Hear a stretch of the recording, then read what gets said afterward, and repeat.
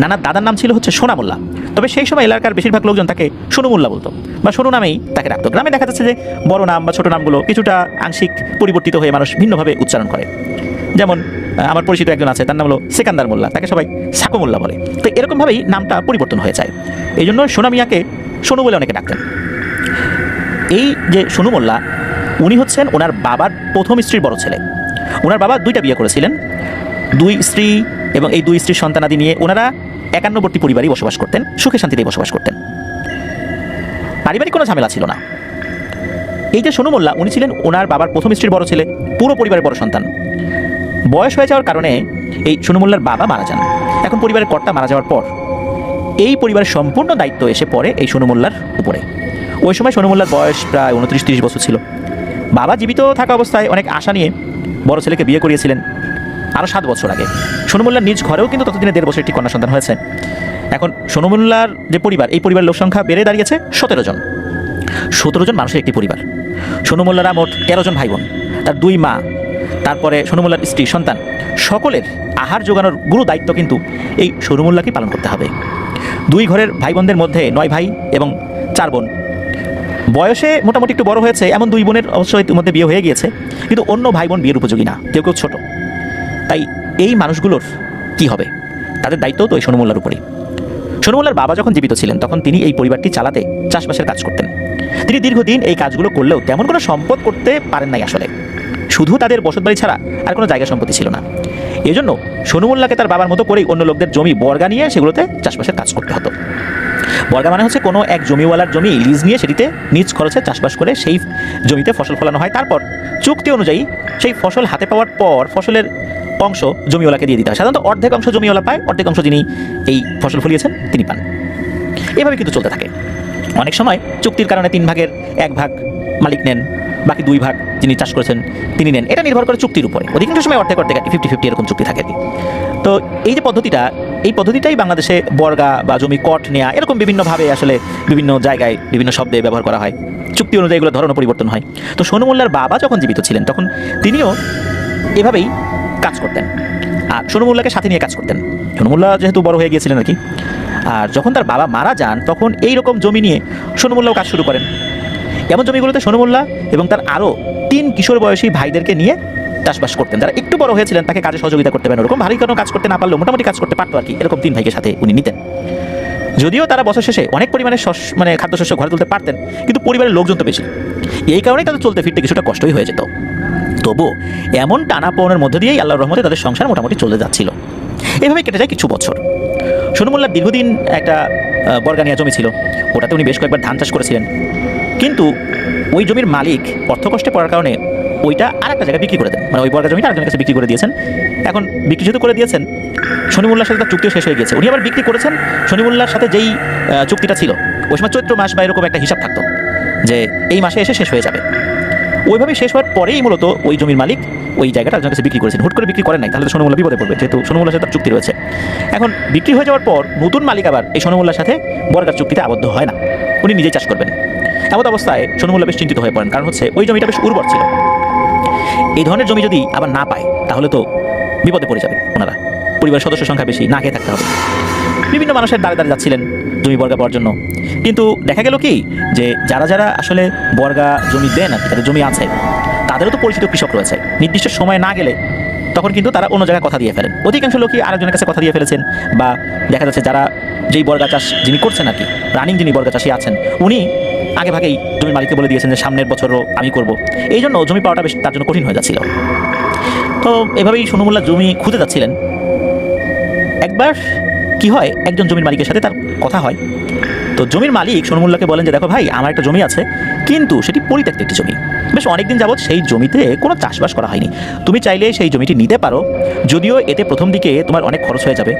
তবে তুমি নিতে চাইলে আমি প্রথম 2 বছর তোমার কাছ থেকে কোনো ফসল নেব না, এরপরে নিব কয়েক বছর। তুমি যেহেতু অনেক কষ্ট করে ফসল ফলিয়েছ, অর্ধেকটাও আমি নিব না, 3 ভাগের 1 ভাগ নিব, বাকি 2 ভাগ তোমার। কয়েক বছর নেওয়ার পর তারপর দেখা যাবে যে আমরা অর্ধেক নিতে পারি কিনা। এইরকম কথা শুনে সোনু মোল্লা এক কথাতেই রাজি হয়েছেন এবং জমিটি নেওয়ার জন্য মরিয়া হয়ে পড়েন। তারপর সোনু মোল্লা সেই জমির মালিককে বলেন যে আপনার কি আরও কোনো শর্ত আছে কিনা। তো জমি বলেন না, আর কোনো শর্ত নাই, তবে মনে রাখো যে খরচের পুরো টাকাটাই তোমাকে বহন করতে হবে, আমাকে কিন্তু কিছু বলতে পারবে না, এই হচ্ছে আমার শর্ত। তো এমন প্রস্তাবে সোনু মোল্লা সেই জমিটা আর হাতছাড়া করতে চাইল না। তাই সেই দিনই জমির মালিকের সাথে কথাবার্তা মিটিয়ে জমিটি বর্গা নিয়ে নেন। এরপর সোনু মোল্লা সেই জমির মালিকের সাথে সেই জমিটি দেখতে যান। জমির মালিক তাকে জানান যে ওখানকার 4টি ক্ষেতে মোট 1.5 পাখি জায়গা রয়েছে। জমিটি দেখে সোনু মোল্লা বুঝতে পারেন যে এই জমিটি বেশ কয়েক বছর কোনো চাষবাস করা হয়নি। তাই প্রথম দিকে জমিটি চাষের উপযোগী করে তুলতে তুলনামূলক বেশ কষ্ট করতে হবে। কিন্তু সোনু মোল্লা ভাবে এখন কি আর কষ্টের কথা চিন্তা করে লাভ আছে? এই জমিটিতে লাভের অংশ অনেক গুণ বেশি আছে যেহেতু, তাই যেভাবেই হোক এখানে চাষবাস করতেই হবে। তো সেদিন এতটুকুর মাঝেই সীমাবদ্ধ থাকে। সোনু মোল্লা তার নিজ বাড়িতে ফেরত আসেন আর তার 2 মাকে এই বিষয়টা জানান। এরপর তার 2 মাই এই বিষয়ে উৎসাহ দেন, সম্মতি দেন, দোয়া করে দেন। সোনু মোল্লা তাদের কাছ থেকে দোয়া নিয়ে জমিটা চাষ করার সিদ্ধান্ত নিয়ে নেন। তো বর্গা জমিটা ছিল এমন একটা জায়গা যেটার আশেপাশে আরও অনেক চাষের জমি ছিল, সেগুলো অবশ্য অন্যান্য চাষিরা চাষ করতেন। আর এই ক্ষেতগুলো ছিল একদম একটা কর্নারে একটি জায়গায়, তার পশ্চিম দিকে উঁচু জায়গা শুরু হয়েছে, সেখানে বেশ ঘন জঙ্গল রয়েছে।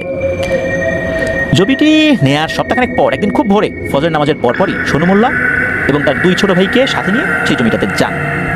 সাধারণত সোনু মোল্লার সাথে 3 ভাই থাকতো, সেদিন অবশ্য তার আরেক ছোট ভাই কাজ যেতে পারেন নাই, অসুস্থ ছিলেন, পরে আসবেন আর কি, এরকম পরিকল্পনা ছিল। তো তাদের উদ্দেশ্য ছিল জমিটা খুব তাড়াতাড়ি চাষের উপযোগী করা, যেহেতু অনেকদিন যাবত এখানে কোনো চাষের কাজ করা হয় না, তাই তুলনামূলক বিভিন্ন গাছপালা আগাছা জমে গিয়েছে। তো এটা দেখে সোনু মোল্লা তার 2 ভাইকে বললো যে এই শোন, এই ক্ষেতগুলোতে আমরা ধান লাগাবো। তোরা তো জানিস ধান চাষ করতে গেলে প্রথমে আমাদের এই জমির যত আগাছা আছে সেগুলো ভালোভাবে পরিষ্কার করতে হবে, কারণ এই জমিটি এখন চাষের উপযোগী নয়। আমরা ভাইরা মিলে যত কষ্টই হোক এটিকে চাষের উপযোগী করে তুলব। আগাছা পরিষ্কার করা হয়ে গেলে এই ক্ষেতগুলোর আইল ভালোভাবে কুপিয়ে সমান করতে হবে। ইনশাল্লাহ আগামী 2 দিনের মধ্যে আমরা এই কাজ শেষ করতে সক্ষম হব। তোরা দুজন বাঁ দিক দিয়ে কাজ শুরু কর, আমি ডান দিক দিয়ে কাজ শুরু করি। এই কথা শেষে যথারীতি তারা সবাই কাজ শুরু করে দেয়। এভাবে জমিটা থেকে আগাছা পরিষ্কার করতে করতে একসময় সমস্ত জমির সকল আগাছা সোনু মোল্লা এবং তার 2 ভাই মিলে মোটামুটি পরিষ্কার করে ফেলে। ততক্ষণে কিন্তু মধ্য দুপুর হয়ে গিয়েছে। এই ক্ষেতগুলোতে যেহেতু তারা ধান লাগাবে বলে সিদ্ধান্ত নিয়েছে, তাই তারা তাদের পরবর্তী কাজের দিকে অগ্রসর হয়েছেন। তাদের পরবর্তী কাজ ছিল সমস্ত জমির আইল সহ জমিটির সমান্তরাল জায়গাগুলো কুপিয়ে সমান করা। সমান্তরাল বলতে যে জায়গাগুলোতে একটু উঁচু আছে বা আবার নিচু আছে বা আবার সমান আছে, সব জায়গায় একটা সমান লেভেল করা আর কি। তো খানিকক্ষণ বিশ্রাম নিয়ে তারা তাদের কাজ শুরু করে দেয়। সোনু মোল্লা জমিটির একদিকের আইল কুপিয়ে সমান করতে থাকে আর 2 ভাই অন্যদিকে কাজগুলো করতে থাকে। এই কাজ করতে করতে একসময় একটি জায়গাটাতে এসে সোনু মোল্লা ভিন্ন ধরনের একটি বিষয় লক্ষ্য করতে পারে। কাজ করতে করতে সোনু মোল্লা যখন শুরুর জায়গা থেকে কিছুটা দূর এগিয়ে গিয়েছে, এমন একটি জায়গায় এসে সোনু মোল্লা যখন তার কোদাল দিয়ে মাটিতে কোপ বসায়, ঠিক তখনই কোনো একটা মৃদু শব্দ সে শুনতে পায়। সাধারণত মাটিতে কোপ দিলে এ ধরনের শব্দ হয় না, কিন্তু প্রথম অবস্থায় সে অন্য কোনো চিন্তা না করে দ্বিতীয়বার যখন কোপ দিয়েছে, ঠিক আগের মতোই শব্দ শোনা যায়, তবে আগেরবার থেকে এবার শব্দটা বেশ তীক্ষ্ণ হয়ে তার কানে আসে। শব্দটা এমন ছিল যে পিতল বা কাঁসার কোনো কিছুতে যদি লোহার আঘাত লাগে যেরকম শব্দ ঢং করে ওঠে, ওরকম একটা শব্দ। 2বার এরকম অস্বাভাবিক কিছুর শব্দ শুনে এবার সোনু মোল্লার চিন্তাধারার একটা ভিন্নতা দেখা দেয়। কোদালের নিচে শক্ত কোনো কিছুর অস্তিত্ব যে রয়েছে ওই জায়গাটাতে, এই বিষয়টি সোনু মোল্লা বুঝতে পারেন। এরপর আর কাল বিলম্ব না করে উপরের একটু মাটি সরিয়ে ফেলেছেন উনি। মধ্য দুপুরের সূর্যের তীক্ষ্ণ আলোয় সোনু মোল্লা মাটির নিচে সোনালি রঙের, তবে ঘোলাটে, যেহেতু কাদামাটি পড়ে গেছে বা মাটির ছাপ আছে সেখানে, এরকম কোনো কিছু আছে বা এরকম একটা বস্তু দেখতে পান উনি। এই বিষয়টি দেখা মাত্রই একটি বিষয় চিন্তা করে সোনু মোল্লা, সেটা হচ্ছে যে বিভিন্ন সময় ময়মুরব্বীরা বলেছেন যে চাষবাস করতে গেলে অনেক সময় গুপ্তধন পাওয়া যায়। আগেকার দিনের যে ধনীরা, রাজা বাচ্চারা এরকম মাটি খুঁড়ে নাকি গুপ্তধন রেখে যেত, পরে আর খুঁজে পেত না যে কোথায় রেখেছে, ওখানে ঝোপঝাড় হয়ে যেত, তো ওভাবেই থেকে যেত বা কাউকে বলে যায় নাই, ওভাবেই রয়ে যায়। হতে পারে এটা কোনো গুপ্তধন, এরকম চিন্তাই করেছেন সোনু মোল্লা আর কি। উনি এটাও চিন্তা করছেন যে আচ্ছা এখন আমি কি এটা বের করবো ভাইদের সামনে, ওদের তো বয়স কম, এখন এই ব্যাপারটা যদি গ্রামের অন্য লোকদের কাছে বলে দেয় তাহলে আরেক ঝামেলা হবে, আর এই জমির মালিকও যদি শোনে তাহলে আরেক ঝামেলা হবে। তো এরকম চিন্তাভাবনা থেকে সোনু মোল্লা ওই সময়ে ভাইদেরকে বিষয়টা না জানার সিদ্ধান্ত নেন। উনি তখন একটা বুদ্ধি আটেন। সোনু মোল্লা ওই জায়গা ছেড়ে কিছুটা দূরে গিয়ে তার 2 ভাইকে কাছে ডাকেন। কাছে ডেকে বললো, এই তোরা যা, দুজন বাড়িতে যা, গিয়ে গোসল টুসুল করে খাবার খেয়ে আমার জন্য দুপুরের খাবার নিয়ে আয়, ততক্ষণ বরং আমি এখানকার কাজগুলো করতে থাকি। একথা শুনে এক ভাই সোনু মোল্লার কাজে সাহায্যের জন্যই আসলে বলে ওঠে যে মিয়া ভাই 2 জন যাবো কেন, একজন গেলেই তো হয়, আমরা সাধারণত একজনই যাই, একজন যাই তারপর বাকিদের জন্য খাবার নিয়ে আসি, যে তুমি একা কষ্ট করবা, আমি থাকি আরেকজন যাক। তখন সোনু মোল্লা কিছুটা রেগে গিয়ে বলে যায়, এই তোরা বেশি বুঝিস না তো, যা করতে বলছে তাই কর, যা, তোরা ছোটো মানুষ, তোরা কাজ করতে করতে বেশি ক্লান্ত হয়ে গেছিস, যেটা বললাম তাই কর, তাড়াতাড়ি যা, তাড়াতাড়ি চলে আসিস, আমার জন্য খাবার নিয়ে আসিস। এরপর তারা 2 ভাই বিন্দুমাত্র কোনো কিছু সন্দেহ না করে বাড়ির দিকে যেতে থাকে। সাধারণত ওই এক ভাই যেত, যাওয়ার পর সে খাওয়া দাওয়া করে আবার আসতো, অন্যদের খাবার নিয়ে এভাবেই চলতো আর কি। দুই ভাইকেই কখনো তার বড় ভাই মানে যে সনুমুল্লাহ যাওয়ার অনুমতি দেয় নাই, কিন্তু আজকে হঠাৎ করে বললো, এতে তারা কিছুটা অবাক হয়েছে, তবে সন্দেহ করে নেই। দুই ভাই চলে যাওয়ার পর সনুমুল্লাহ তৎক্ষণাৎ এদিক ওদিক তাকাতাকি করে যে দেখে যে কেউ আছে কিনা, দেখে যে না কেউ নাই আশেপাশে। তখন ওই জায়গার মাটি আলতোভাবে খুঁড়তে শুরু করে। এভাবেই একটি সময় সেই জায়গাটার নিচে মানে মাটির নিচে ঘোলাটে সোনালী রঙের একটি কলসের উপরিভাগ মানে মাথার অংশ বেরিয়ে আসে। মাথার অংশটা মোটামুটি সরু ছিল, মানে আমরা এখন যেরকম কলস দেখি মাথার অংশটা একটু ছড়ানো, বিষয়টা এরকম না, মাথার অংশটা সরু ছিল, লম্বা ছিল। তো এরকম একটা কলস বেরিয়ে আসে। সনুমুল্লাহ তখন আরও তাড়াতাড়ি করে সমস্ত মাটি সরিয়ে সেই জায়গাটিতে একটি গর্ত করে, এরপর ওই গর্তের ভেতরে ওই কলসটা দেখতে পায়। এতক্ষণ তো শুধু লম্বা মাথার অংশ দেখছিল বা আংশিক দেখছিল, তবে কলসটা বেশি বড় না, ছোট কলসই বলতে হবে। সনুমুল্লাহ এই দৃশ্যটি দেখে খুশিতে আত্মহারা হয়ে ভেবেই নাই যে সে সত্যিকারের কোনো গুপ্তধন পেয়ে গেছে। আর দেরি না করে সে কলসটি সেখান থেকে হাতে তুলে নেয়। এরপর সে দেখতে পায় ছোট এই কলসটির মুখে তামা গলিয়ে এটি খুব ভালোভাবে আটকানো আছে। কলসটি হাতে নিয়ে সনুমুল্লাহ একটু ঝাঁকাঝাঁকি করলে বুঝতে পারে এটির ভিতরে মনে হচ্ছে তরল জাতীয় কিছু রয়েছে। যখনই বুঝতে পারে তরল জাতীয় কিছু আছে, তখন সে কিছুটা নিরাশ হয়ে পড়ে, কারণ সে আশা করেছিল যে ভেতরে স্বর্ণের পয়সা টয়সা আছে, স্বর্ণের পয়সা যদি থাকে বেশ ভারীও হবে আর ঘটাং ঘটাং শব্দ হবে, নড়াচড়া করলে ভিতর থেকে এরকম শব্দ হয় না, ঝনঝন শব্দ হবে বা ঘটাং ঘটাং শব্দ হবে। এরকম তো কিছু হলো না, মনে হলো ভিতরে পানি আছে। সে তো নিরাশ হবে, এটাই স্বাভাবিক। তবুও অতি আগ্রহের কারণে আর কোনো কিছু চিন্তা ভাবনা না করে ওই দিনের মতো সকল কাজ বাদ দিয়ে তার সাথে থাকা একটি গামছায় কলসটি ভালোভাবে পেঁচিয়ে নেন। কলসটির ভেতরে কি আছে এটি নিজের চোখে দেখার জন্য সেই জায়গা থেকে অনেকটা দূরে চলে যায়। সনুমুল্লাহ এরপর পাশেই কিছুটা দূরে এটা ঘন জঙ্গল ছিল, সেই দিকটাতে চলে আসে যাতে কেউ দেখতে না পায়। এরপর কলসটি বের করে সেটির মুখ খোলার জন্য অনেকভাবে চেষ্টা করতে থাকে, কিন্তু সে কোনোভাবেই মুখটি খুলতে পারছিল না। তখন সনুমুল্লাহ তার সাথে নিয়ে যাওয়া একটি কাঁচি দিয়ে কলসির মুখ খোলার চেষ্টা শুরু করে। এভাবে বেশ কিছুক্ষণ চেষ্টা করার পর একটা সময় অবশেষে সেই কলসির মুখ খুলতে সক্ষম হয়। কলসির মুখ খোলার সাথে সাথে বিশ্রী এক দুর্গন্ধ তার নাকে এসে লাগে। কলসির ভেতর থেকে কালো ধোঁয়ার মতো কিছু বের হতে থাকে। এই বিষয়টি দেখার পর সনুমুল্লাহ ভয়ে সেই কলসি হাত থেকে ছুঁড়ে ফেলে দেয়। অদ্ভুত ব্যাপার হচ্ছে, কলসটি মাটিতে পড়ার পর একাকী সোজা হয়ে দাঁড়িয়ে যায়। কাত হয়ে পড়েছিল সেটা সোজা হয়ে যায়। এরকম অদ্ভুত ভয়ঙ্কর দৃশ্য দেখে সনুমুল্লাহ ভয়ে ওখানে অজ্ঞান হয়ে যায়। এরকম জ্ঞানহীন অবস্থায় কতক্ষণ সে ছিল তা বলতে পারে নাই। এরপর যখন জ্ঞান ফিরে তখন তার মুখের উপর পানি পড়ছে। এর কিছুক্ষণ পর সে কিছুটা স্বাভাবিক হলে বুঝতে পারে যে ঝিরিঝিরি বৃষ্টি পড়ছে। আর এতক্ষণ সে ওই জঙ্গলেই অজ্ঞান অবস্থায় পড়েছিল। তখন অবশ্য সন্ধ্যা হচ্ছে, চারদিকে অন্ধকার হতে আস্তে আস্তে শুরু করে দিয়েছে, তবুও দেখা যাচ্ছিল মোটামুটি সব কিছুই। সনুমুল্লাহ চিন্তা করে থাকে অজ্ঞান হওয়ার আগে সে কী দেখেছিল। সে দেখে যে ওই কলসটা সুন্দর করে তার সামনে বসানো অবস্থায় রয়েছে।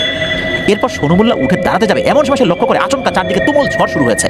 আর তারপর সেই ঝড়ের মাঝে সনুমুল্লাহ আরেকটি বিষয় দেখে প্রচণ্ড ভয় পেয়ে যায়। সে দেখতে পায় আশেপাশের জায়গাগুলো থেকে চোখের পলকে বাতাসের গতিতে তার সামনে মোট 13টি অবয়ব এসে উপস্থিত হয়েছে। অবয়বগুলো তার থেকে কয়েক হাত সামনেই তাকে কেন্দ্র করে গোল হয়ে দাঁড়িয়ে যায়। সনুমুল্লাহ সেই অবয়বগুলোর মুখের অংশ ভালোভাবে দেখতে না পারলেও মানুষের মতো আকৃতি তাদের, সেটা সে ভালোভাবে বুঝতে পারলো। অবয়বগুলো স্বাভাবিক মানুষের উচ্চতা থেকে বেশ খানিকটা লম্বা ছিল, আর তাদের শরীরের কোনো অংশ দেখা যাচ্ছিল না, কারণ তাদের পরনে কালো আলখেল্লার মতো কিছু একটা পরা ছিল। আর আলখেল্লাগুলো এত বড় ছিল যে তাদের শরীরের সব যে জায়গাগুলো, বিশেষ হাত পা সবই ঢাকা। মুখের অংশটাও কালো লম্বা কাপড়ের ভেতরে ছিল। কিছুক্ষণ পরে সনুমুল্লাহ শুনতে পায় এই অবয়বগুলো নিজেদের মধ্যে অজানা কোনো এক ভাষায় কিছু একটা বলাবলি করছে, কিন্তু সেগুলো যে কী ভাষায় কী বলছে এটা সনুমুল্লাহ বুঝতে পারলো না। আশেপাশে ঝড়ো হাওয়া তখনও চলমান আছে। হঠাৎ করেই ঝড়ো হাওয়া থেমে গেল। এমন সময় ওই 13টি অবয়বের মাঝামাঝি যে দাঁড়িয়েছিল একটি অবয়ব সনুমুল্লাহর সাথে স্পষ্ট বাংলা ভাষায় কথা বলতে শুরু করলো। এই অবয়বটা বাকি অবয়বগুলো থেকে একটু লম্বা। ভয়ঙ্কর ফ্যাসফ্যাসে কণ্ঠে অবয়বটি বলে ওঠে, সনুমুল্লাহ, তোর কাজে আমরা অনেক খুশি। জেনে বুঝে হোক আর না জেনেই হোক, তুই আজকে আমাদের সবাইকে অনেক বছরের বন্দি দশা থেকে মুক্ত করতে সাহায্য করেছিস। এ কথা শুনে সনুমুল্লাহ এসব কথার আগামাথা কিছুই বুঝছে না। সনুমুল্লাহর তখন মনে হচ্ছিল যে ভয়ে তার শরীরটা যেন পাথরের রূপ নিয়েছে। এরপরও তার সামনে থাকা অবয়বগুলোর কথা সে মন দিয়ে শুনতে থাকে। কিছুক্ষণ থেমে অবয়বটি আবার বলতে থাকে, আমরা মোট 13 জন জিন এই কলসটির ভেতরে বন্দী ছিলাম। আমরা সবাই আলাদা আলাদা গোত্রের, আমরা কেউ কাউকে চিনতাম না। এইখানে আমার থেকে বাকি সব জিন তুলনামূলক নিচু গোত্রের। এদের মধ্যে আমি সবচেয়ে উঁচু গোত্রের এবং শক্তিশালী ছিলাম। আমরা সবাই ভালো জিন। ভালো বলতে আমরা কারো ক্ষতিও করি না, কারো উপকারও করতে যাই না আগ বাড়ায়। আমি মুক্ত অবস্থায় যেই গোত্রের অধীনে ছিলাম সেই গোত্রের সকল সম্পত্তি পাহারায় আমি নিযুক্ত ছিলাম। অনেকেই আমাদেরকে যক্ষ বলে, যক্ষের ধন বলে, কারণ আমরা আমাদের সম্পদ পাহারা দেই, এই সম্পদ কাউকে নিতে দিই না। মনুষ্য সমাজে যক্ষ হিসাবে আমরা পরিচিত। একটি ঘটনা, এই ঘটনাকে কেন্দ্র করে আমরা সবাই এই কলসটির ভেতরে এতদিন যাবৎ বন্দী ছিলাম। আজ থেকে প্রায় প্রায় ৩৯ বছর আগে এখানে আমরা বন্দী হয়ে যাই। তখন আমি আমার গোত্রের যে সম্পত্তি এটা পাহারার কাজে নিযুক্ত ছিলাম। সাধারণত গোত্রের সবচেয়ে শক্তিশালী কোনো জিনকে এই কাজে নিযুক্ত করা হয়। যে এই কাজে নিযুক্ত থাকে গোত্রে তার সম্মানও বেশি থাকে। সম্মানিত কাউকেই এখানে নিযুক্ত করা হয়। এটা যে কোনো শক্তিশালী জিনের জন্য খুবই মর্যাদাপূর্ণ একটা কাজ। একদিন একটা লোক আমাদের ধন সম্পত্তির খোঁজ পেয়ে যায়। এরপর থেকেই মূলত আমাদের বন্দিদশা শুরু হয়েছিল। আমাদের জিন জাতির মধ্যে যারা যারা তাদের গোত্রের সম্পদ পাহারায় নিযুক্ত থাকে তাদের বিশেষ কিছু কাজ থাকে। নিজেদের গোত্রের সম্পত্তি নিরাপত্তার জন্য একটি নির্দিষ্ট সময় পর পর সেই ধন সম্পত্তিগুলো এক জায়গা থেকে আরেকটা জায়গায় সরিয়ে নিতে হয় বা স্থানান্তর করার দরকার হয়। সেভাবেই একবার আমি আমার গোত্রের সকল সম্পত্তি নিয়ে এই এলাকার একটি পুকুরের পানির তলদেশে সেগুলো রেখে আসি। এর কিছুদিন পর একদিন দিনের বেলায় আমি আমাদের সম্পদগুলো রেখে অন্য কোনো এক প্রয়োজনে কিছুটা দূরে অবস্থান করছিলাম। ওই সময়ে একটা লোক এই পুকুরেই গোসল করতে এসেছিল। এই লোকটার নাম ছিল ইমান আলী। গোসল করার এক পর্যায়ে ইমান যখন ডুব দেয় সে কোনোভাবেই এই ধন সম্পত্তির মধ্যে থেকে একটি কলসের খোঁজ পায়। এই কলসটি কার না কার তা না জেনেই ও এটি উঠিয়ে সাথে করে ওর বাড়িতে নিয়ে চলে যায়। পরবর্তীতে আমি যখন এই বিষয়টি জানতে পারি তৎক্ষণাৎ ওই ইমান আলীর কাছে আমি ছুটে যাই। এর কারণ হচ্ছে, তোরা মানুষ জাতিরা হয়তো বা জানিস না, আমাদের জিন জাতির এই সম্পদের মধ্যে ছোট্ট কোনো একটি বস্তু অনেক মূল্যবান হয়। যেমনটা তোদের ক্ষেত্রে হয়। তোরা বিভিন্ন জায়গায় টাকা রাখিস, ব্যাংকে টাকা রাখিস, বিভিন্ন জায়গায় টাকা রাখিস। এগুলো যারা রাখে, গচ্ছিত রাখে যারা, তাদের কাছে ছোট্ট একটা বস্তু অনেক বড় আমানতদারির বিষয়, সেটা যত ছোটই হোক। ঠিক তেমনি জিন জাতির যেই সম্পদগুলো রয়েছে, প্রত্যেকটা গোত্রের আলাদা আলাদা সম্পদ রয়েছে। এগুলো আমাদের কাছে অনেক মূল্যবান। যার যার গোত্রের সম্পদ তার তার কাছে মূল্যবান। জীবন চলে গেলেও আমরা সর্দারের অনুমতি ছাড়া কাউকে এগুলো দিতে পারি না। কাউকে এগুলো দেওয়ার ক্ষমতা বা অনুমতি আমাদের নাই।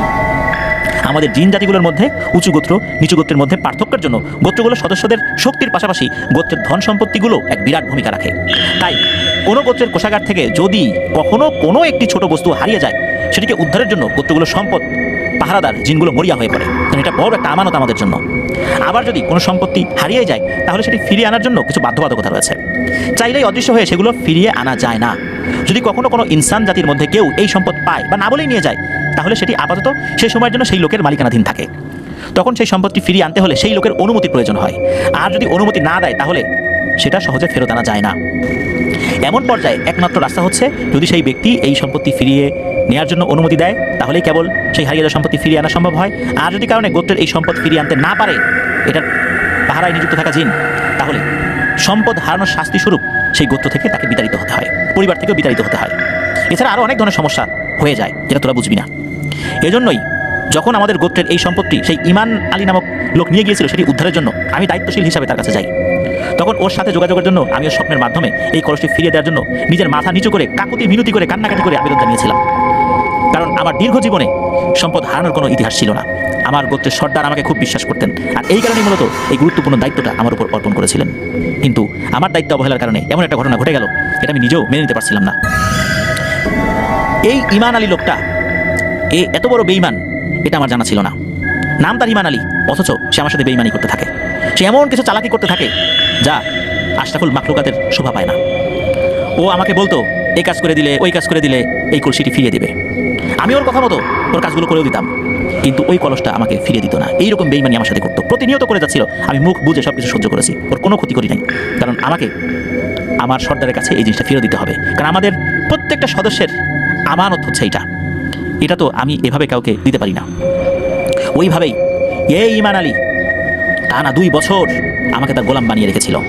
তারপরেও সে কলসটি ফিরিয়ে দিচ্ছিল না। আর ওদিকে আমার গোত্রের সর্দার শুরুতে বিষয়টা না জানতে পারলেও পরবর্তীতে জানতে পারে আমার মাধ্যমে। কারণ আমি বারবার ওই ইমান আলীর কাজ করছি, সম্পদের ওই জায়গা থেকে সরে যাই, যেটা আমার গোত্রের সর্দার অন্য জিনদের মাধ্যমে জানতে পারে যে আমি আমার দায়িত্ব ঠিকমতো পালন করছি না। এরপর যখন আমাকে ডেকে নিয়ে জিজ্ঞেস করে তখন আমি বাধ্য হয়ে এই বিষয়টি বলি। এরপর আমার গোত্রের সর্দার আমার উপর খুব ক্ষুব্ধ হয়, আর এই কলসটি ফিরিয়ে আনবার জন্য ভীষণ রকম চাপ প্রয়োগ করতে থাকে। এত সব কারণে শেষে আমি রাগান্বিত হয়ে এই ইমান আলীর একটি সন্তানকে সেই পুকুরেই ডুবিয়ে মেরে ফেলি এবং ওকে জানিয়ে দেই, আমাদের এই কলসটি ফিরিয়ে না দিলে ওর জীবনে এর থেকে আরও বড় বড় ক্ষতি করব। তখন সেই ইমান আলী লোকটি ভয় পেয়ে আমাকে সরাসরি কলসটি ফেরত না দিয়ে সে এক জিন সাধক তান্ত্রিকের শরণাপন্ন হয়। তারপর এই ইমান আলী ওই সাধক তান্ত্রিককে সমস্ত বিষয় খুলে বললে তান্ত্রিক ওর কাছ থেকে সেই কলসটি চেয়ে নিয়ে নেয়।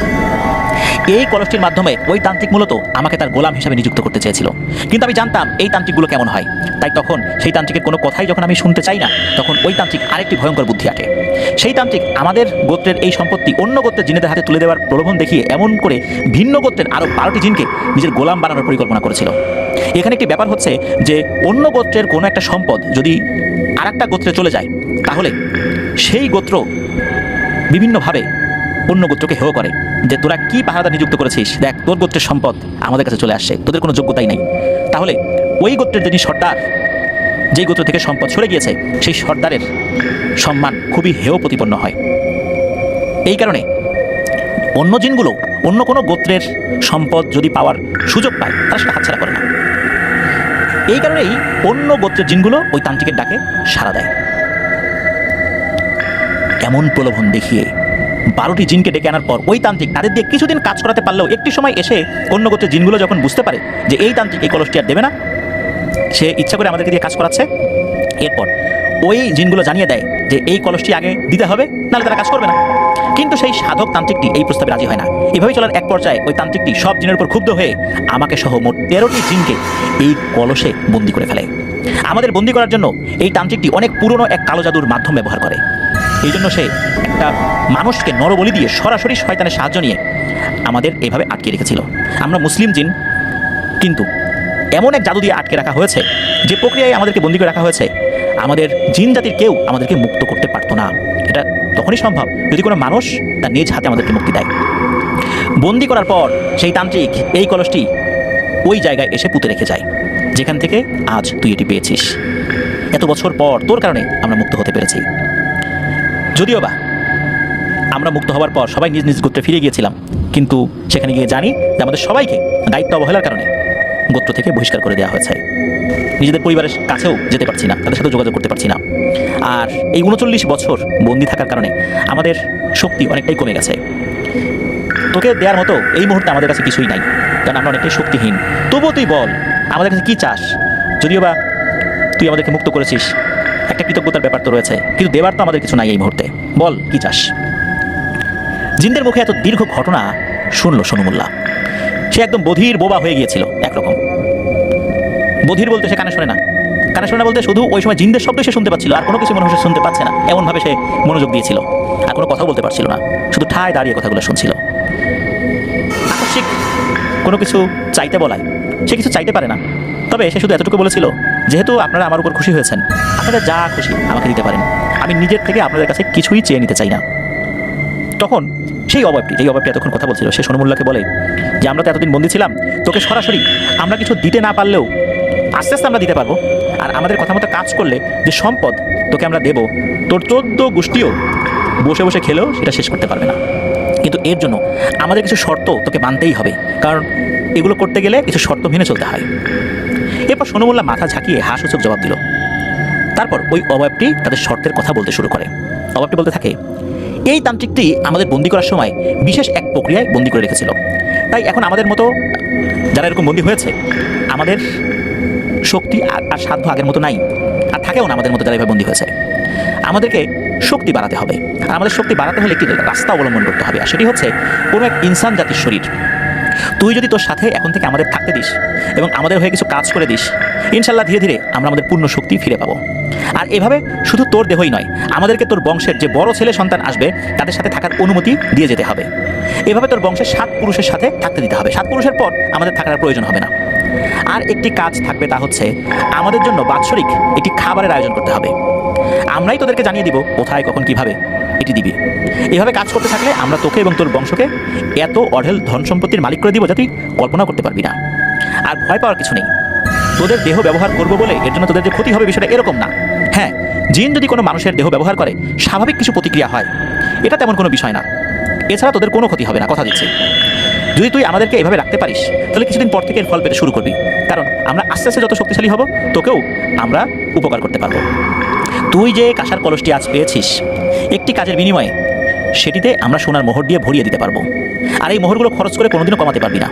যদি কলসটি কখনো খালি করেও ফেলিস, তাহলে সেটি আবার একটি নির্দিষ্ট সময় পর সোনার মোহর দিয়ে ভরে উঠবে। এই বিষয়টি চিন্তা করে দেখ তুই এই কাজগুলো করতে পারবি কিনা। করতে পারলে তুই সহ তোর পুরো পরিবার অনেক লাভবান হবে। এই কথাগুলো বলে অবয়বটি সোনু মোল্লার কাছে উত্তর জানতে চায়। আর সোনু মোল্লা তখন আগাম অন্য কিছু চিন্তা ভাবনা না করে এক কথায় রাজি হয়ে যায়। সোনু মোল্লার মুখে হাস্যসূচক জবাব শুনে জিনগুলো সোনু মোল্লাকে আবার দেখা হবে বলেই চোখের পলকে ভ্যানিশ হয়ে যায়। আশেপাশে ঝড় তখন অনেক শান্ত হয়ে গিয়েছে এবং গভীর রাতও হয়ে গিয়েছিল। এরপর সোনু মোল্লা কলসটির সাথে নিয়ে মনে হালকা ভয় নিয়ে বাড়ির দিকে রওনা দেয়। এরপর বাড়ির সামনে এসে বাড়ির ভেতর প্রবেশ করার আগে কলসটি বাড়ির আঙিনাতেই একটি ঝুপড়িতে লুকিয়ে রেখে বাড়ির ভেতরে প্রবেশ করে। এদিকে সোনু মোল্লার কথা মতো যে দুই ভাই দুপুরের খাবার আনতে বাড়িতে এসেছিল তারা ঘণ্টাখানেক পর সোনু মোল্লার জন্য খাবার নিয়ে সে খেতে গিয়েছিল, কিন্তু তারা সেই জায়গায় গিয়ে তাদের বড় ভাইকে দেখতে না পেয়ে আশেপাশে বেশ অনেকখানি জায়গা খোঁজাখুঁজি করে না পেয়ে হতাশ হয়ে বাড়িতে ফেরত চলে আসে। বাড়িতে ফিরে এসে বাড়ির লোকজনদেরকে এই বিষয়টি জানালে তখন তারা চিন্তা ভাবনা খুব একটা করে না, চিন্তা করছে হয়তো বা জরুরি কোথাও কাজে গিয়েছে বলে যাওয়ার সময় পাই নাই। কিন্তু যখন দিন গড়িয়ে রাত নেমে আসে তখন সবাই বেশ চিন্তিত হয়ে পড়ে। তারপর রাতের অন্ধকারেই আশেপাশে খোঁজখবর করলে তারা সোনু মোল্লারও কোনো হদিস পায় না।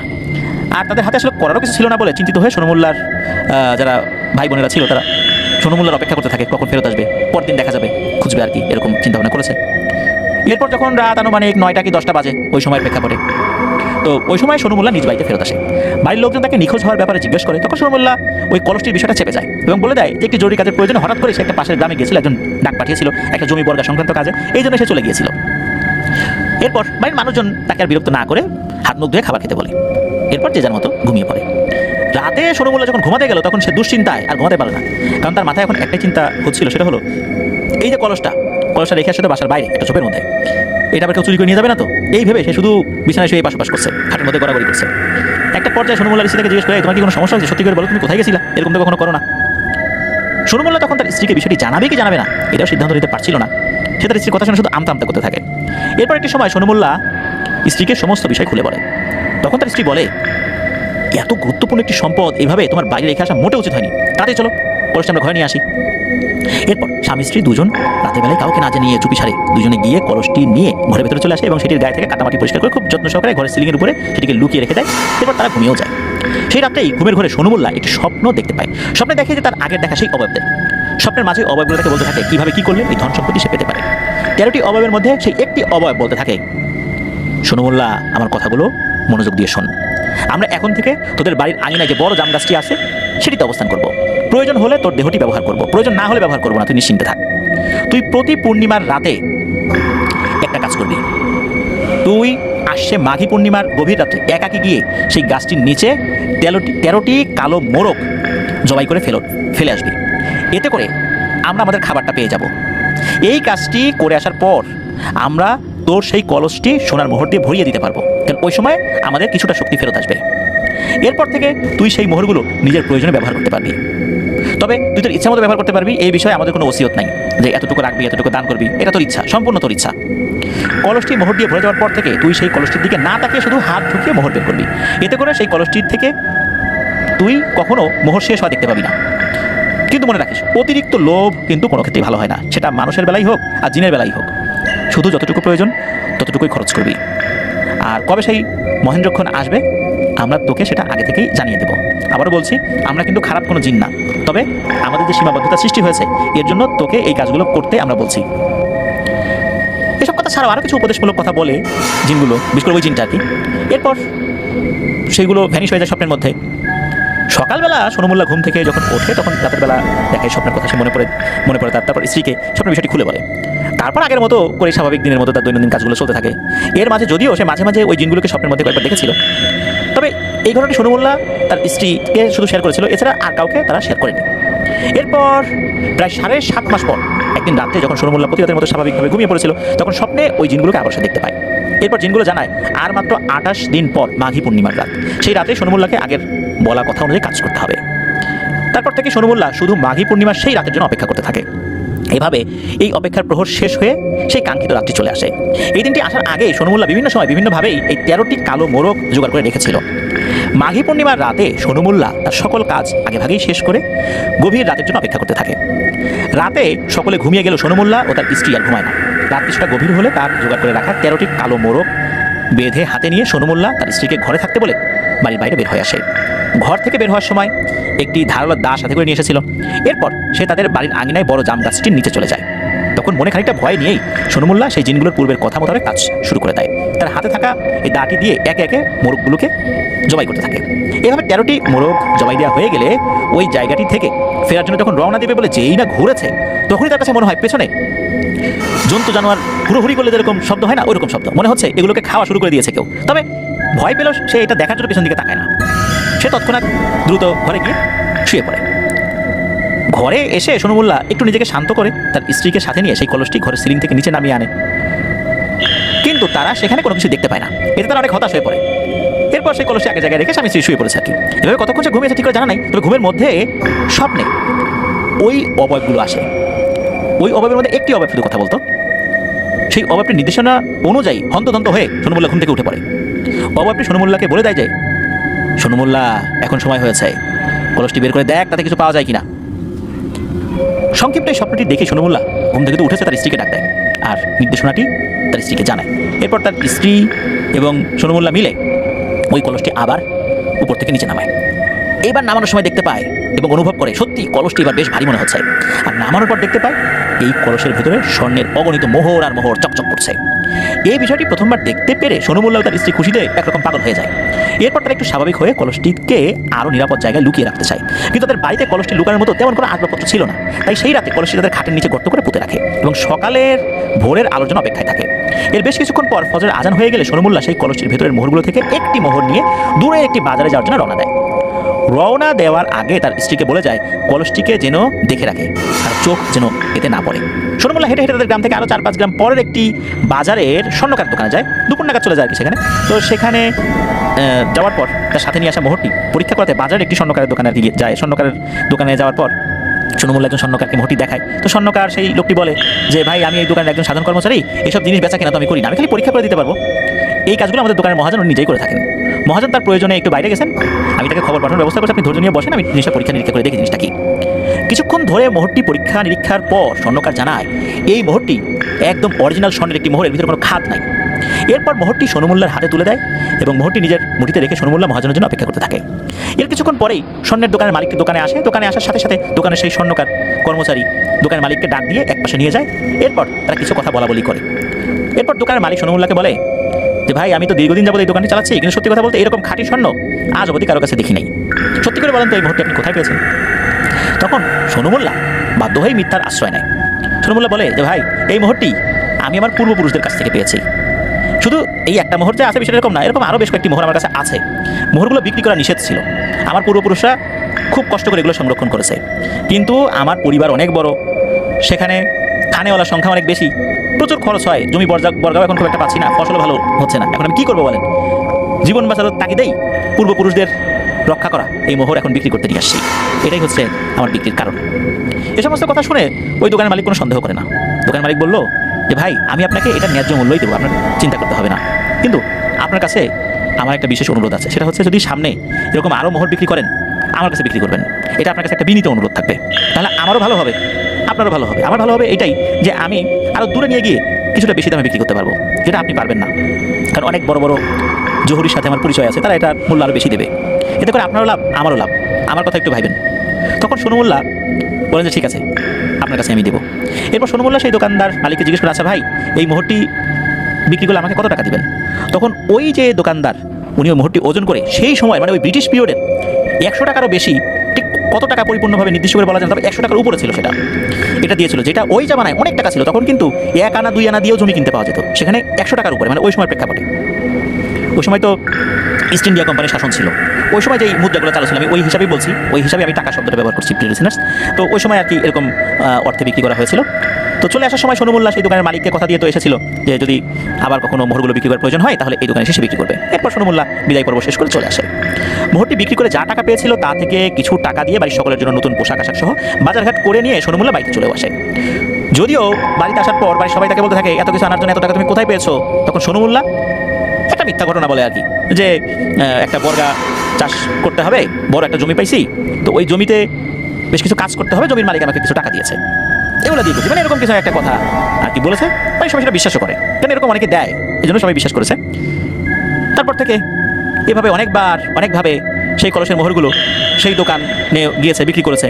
একটা পর্যায়ে আরও বেশ কিছু দোকানে পরবর্তীতে, মানে এটা তো দীর্ঘ সময় ধরে হয়েছে, আরও কিছু দোকানের সাথে পরিচয় হয়েছে, তারপরে সেখানে বিক্রি করেছে, বড় বড় বাজারে গিয়েছে, এক জায়গায় বেশি বিক্রি করলে, কারণ হচ্ছে ওই দোকানে তো বলেছে তার কাছে মাত্র কয়েকটা মোহর আছে, এই কলস ভর্তি মোহর আছে এটা তো সে বলে নাই। এখন একের পর এক অনেক মোহর যদি তার কাছে বিক্রি করে থাকে তখন ওই লোকটাও তো সন্দেহ করবে, একটা ঝামেলা হতে পারে। এই জন্য বেশ কিছু মোহর তার কাছে বিক্রি করেছে, তার দোকানের অবস্থাও কিন্তু ভালো হয়ে গিয়েছিল আর কি। এরপরে উনি অন্য দোকানে আসলে দূরে দূরে একজন একজনকে চেনে না এমন জায়গাতে, এমন দোকানে সে বিক্রি করেছিল আর কি। এভাবে পুরো পরিবারের আর্থিক অবস্থার অনেক উন্নতি হয় আল্লাহর রহমতে।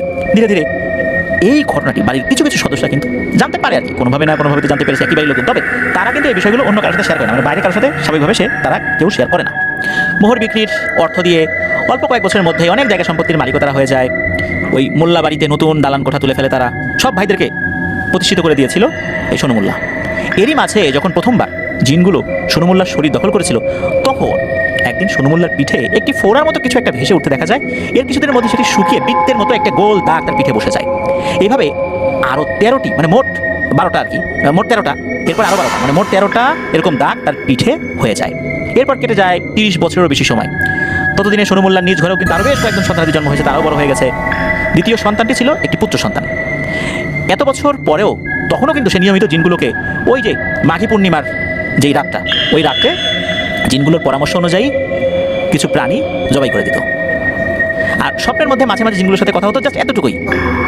কখনো কখনো চলার পথে বিশেষ কখনো মানে কোনো সময় আর কি সরাসরি দেখা দিত। আর কথা বলতো শুধু এই 13টার মধ্যে সবচেয়ে শক্তিশালী উঁচু গোত্রের জিন।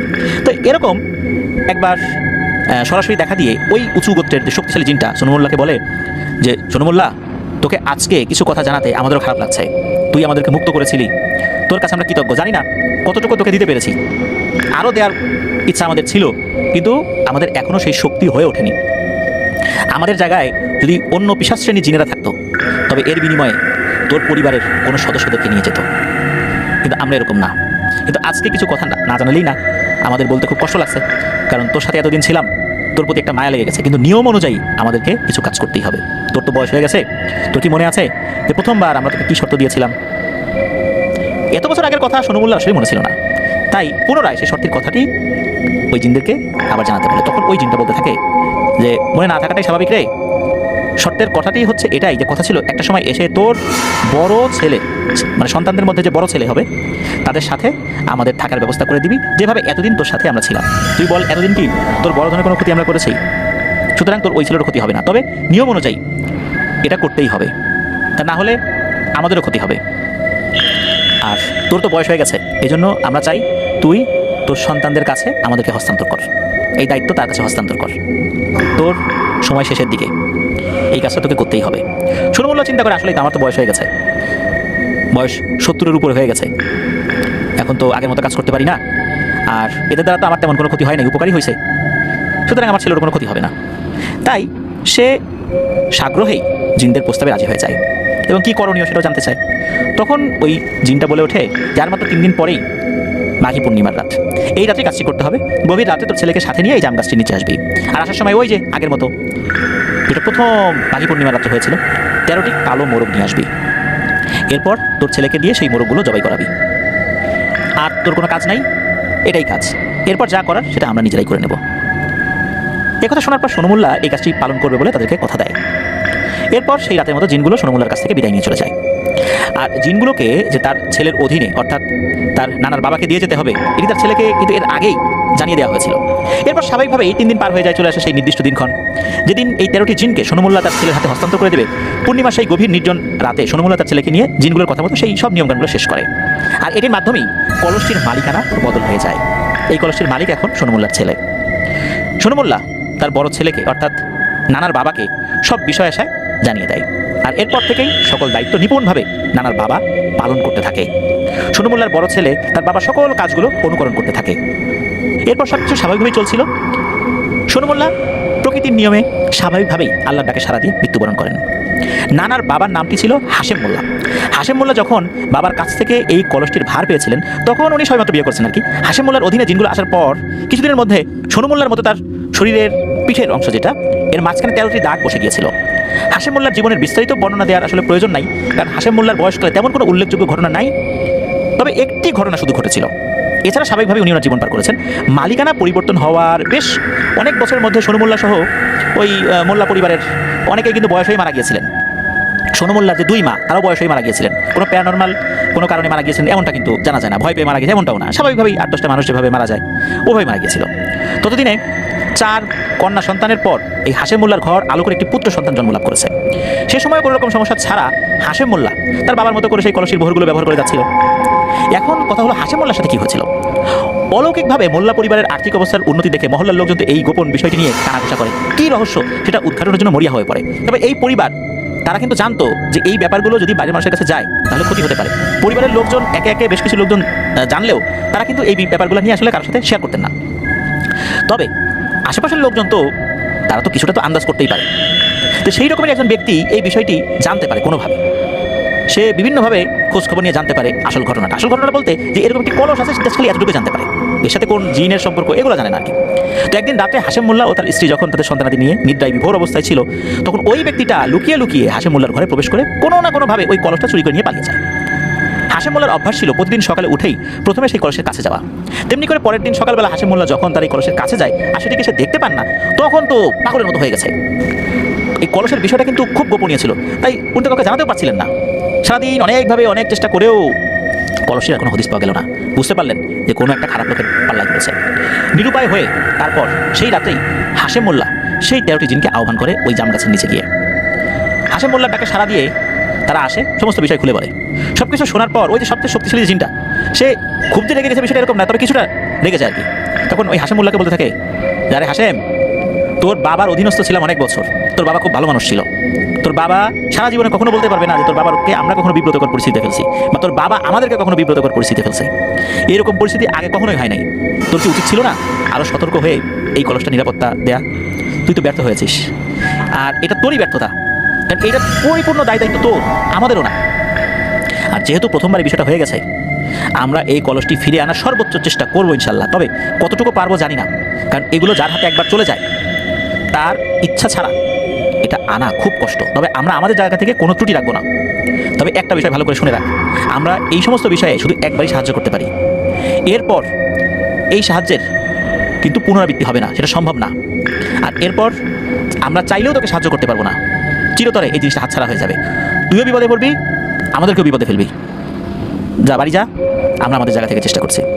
এরপর হাশেম মোল্লা তার দায়িত্ব অবহেলার জন্য তাদের কাছে 2 হাত জোর করে ক্ষমা চায়। এরকম ভুল সে দ্বিতীয়বার ঘটাবে না সেটার প্রতিশ্রুতি দেয়।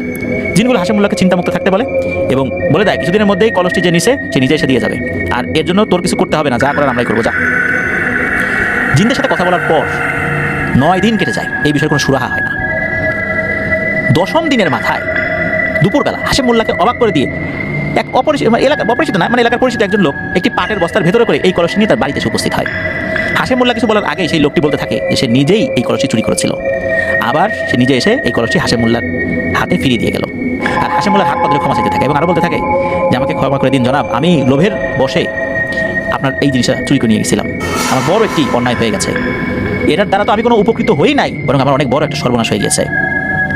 সেই লোকটি এই ধরনের কথা বলতে থাকে এবং কান্নাকাটি করতে থাকে।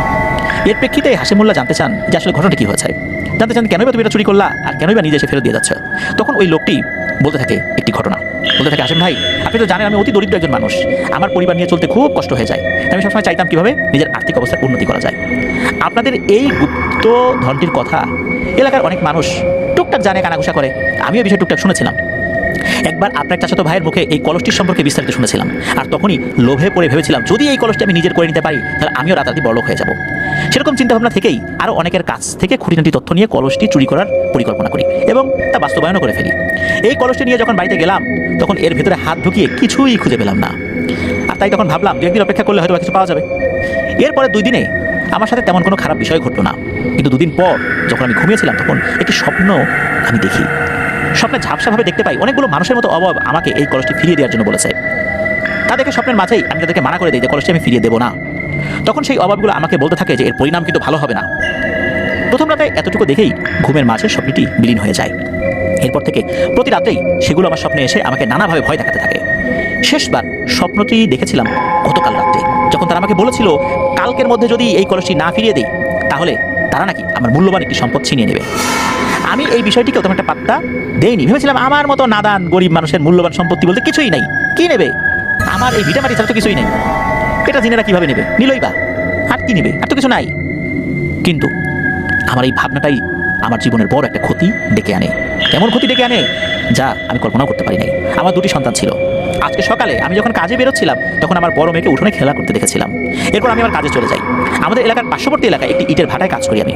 আজকে কাজে যাওয়ার পর ঘন্টাখানেক কাজ করেছি, এমন সময় আমার এক ছোট ভাই দৌড়ে এসে সেই ইট ভাটায় আমাকে একটি মর্মান্তিক খবর দেয়। সে আমাকে জানায় যে আমার মেয়েকে নাকি কোথাও খুঁজে পাওয়া যাচ্ছে না, তাই তাড়াতাড়ি যেন তার সাথে বাড়িতে ফেরত যাই। এরপর আমি ইট ভাটার যিনি দায়িত্বে ছিলেন তার সাথে কথা বলে ছুটি নিয়ে দৌড়ে বাড়িতে চলে আসি। বাড়িতে এসেই দেখতে পাই উঠোনের মাঝে কর্দমাক্ত অবস্থা আমার মেয়েকে শুইয়ে রাখা হয়েছে। এরপর আমাকে জানানো হয় আমার মেয়েকে পাশের পুকুর ঘাট থেকে মৃত অবস্থায় উদ্ধার করে আনা হয়েছে।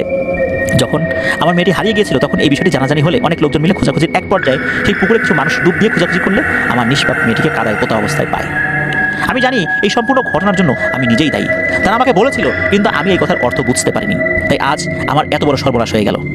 আর কোনো ক্ষতি হওয়ার আগেই বাড়িতে মৃত মেয়ের লাশ ফেলে রেখেই আপনার কলসটি আমি ফেরত দিতে আসছি। আমি ফেরত দিয়ে গিয়ে তারপর আমার মেয়ের দাফন কাফন করব।